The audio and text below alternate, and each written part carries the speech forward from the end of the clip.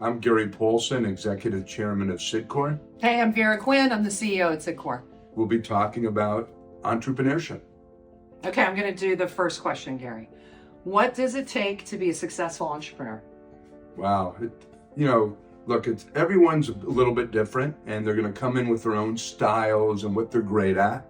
But it's about drive, determination, focusing on a goal, going after it as much as you can, and iterating, meaning the initial plan you have rarely works.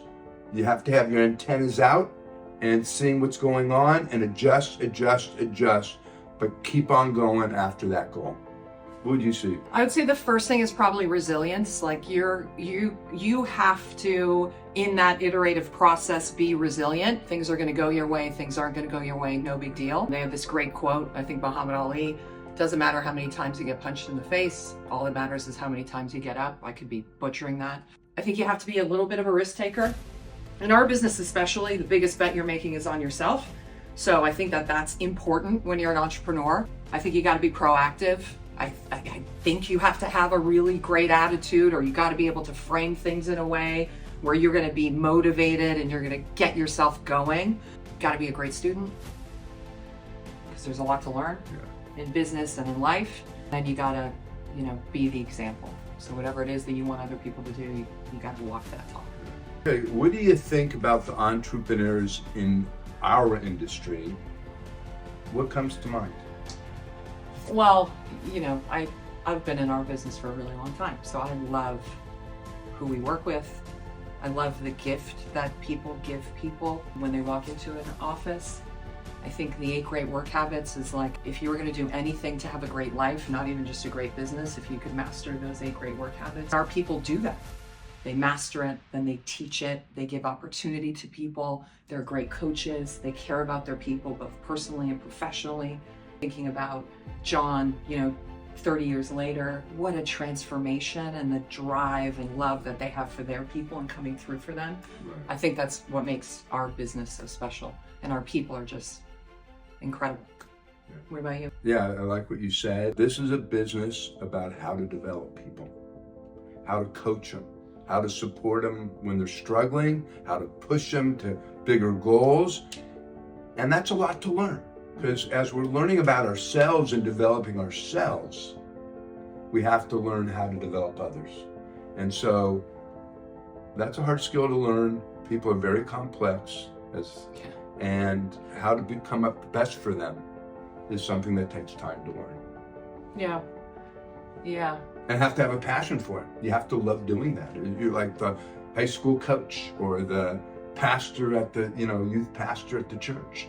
You have to find, you have to like developing the next generation, so to speak, and mentoring, coaching. Yeah, and I think one other thing that I would add, we say this all the time, right?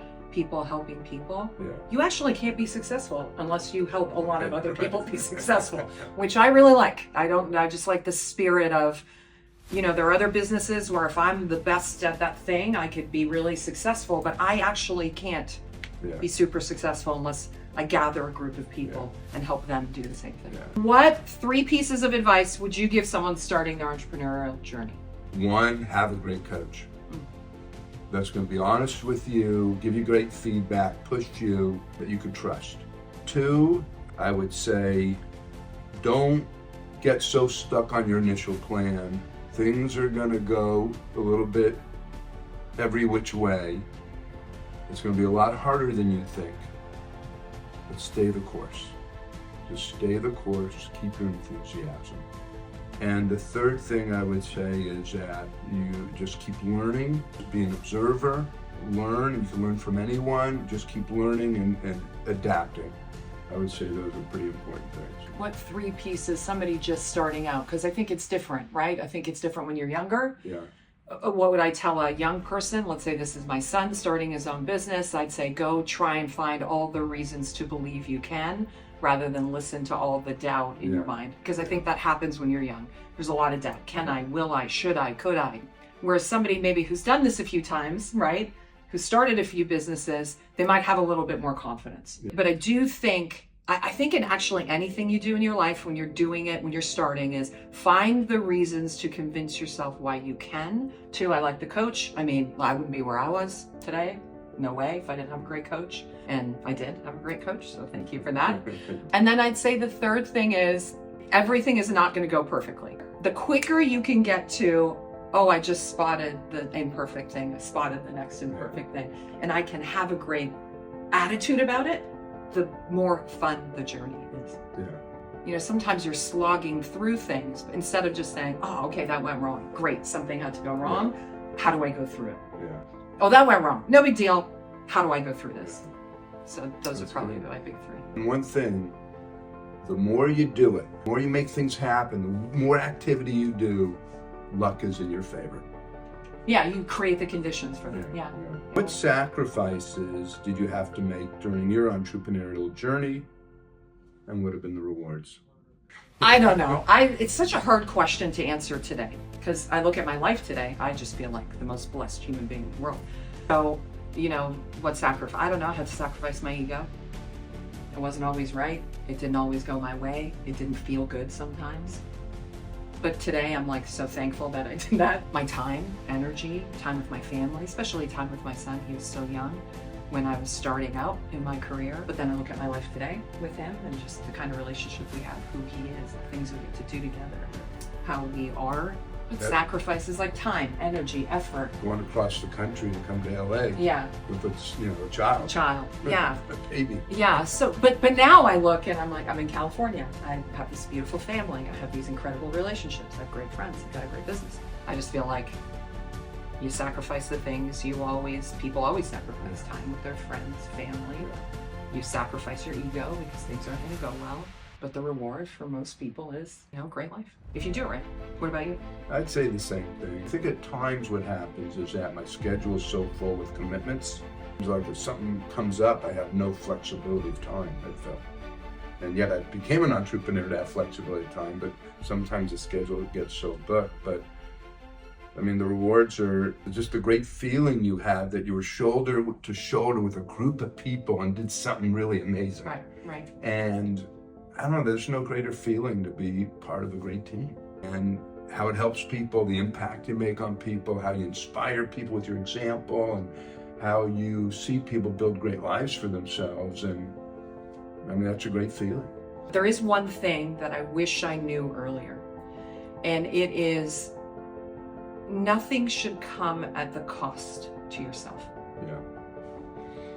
Right? So my 20s and 30s, I felt really invincible. Maybe I didn't take care of myself the way I should have. Maybe I didn't sleep or work out or do the things that I know from a longevity perspective would have helped me. But today I'm like, okay, if I had to redo anything, I'd redo that piece. I wouldn't have made that sacrifice. I would have been like, okay, my health, my mental, when I needed to rest, just take a minute, take a break. Anytime resentment creeps in, then I know I'm doing something at a cost to myself. I learned that therapy. So I'm like, let me rejig this. That's good. So I'm getting what I need also to fill my cup and be who I need to be or what I need to be. I actually wanted to, there's some statistics I have. Small businesses employ around 62 million people in the US. That's almost half of the private sector workforce. That's wild. Out of 258 million adults in this country, about 41 million of them are entrepreneurs. That's 16% of the population. Building something from scratch is really hard, and a lot of people quit. And I think the journey isn't easy. I think it's really rewarding. I think what entrepreneurs do for this country is really special. I think what entrepreneurs do in our business is even more special. Of course, I'm biased, and I know that. We take young people, their first and second job out of college, and we teach them skills that are not only going to make them better for business, they're going to be better for life. We teach them how to take control of their emotions, their outcomes, their behaviors, and I think that's a gift. And so, for me, to all of the owners in our organization, I'm really thankful. I feel really blessed to be part of this business, to help it grow, to help you guys grow, and I feel really proud of what you do for your people every day.